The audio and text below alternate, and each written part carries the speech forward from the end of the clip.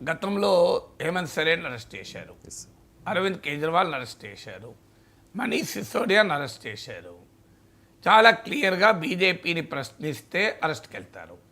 బీజేపీలో చేరిన, బీజేపీతో సహకరించిన ప్రత్యక్షంగా పరోక్షంగా వాళ్ళు అరెస్ట్ కారు.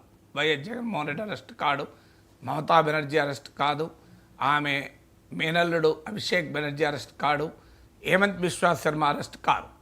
సో ఇప్పుడు మీరు ఇక ఊహించుకోండి, నేను జ్యోతిష్ని చెప్పడం ఎందుకు అంటే బీజేపీని వ్యతిరేకిస్తే అరెస్ట్ అవుతారు, బీజేపీని వ్యతిరేకించక బీజేపీలో చేరిన, బీజేపీతో సహకరించిన ప్రత్యక్షంగా.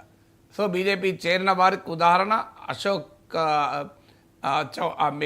చవాన్, మహారాష్ట్ర మాజీ ముఖ్యమంత్రి, ఆదర్శ్ సొసైటీ కుంభకోణంలో ప్రధాన నిందితుడు.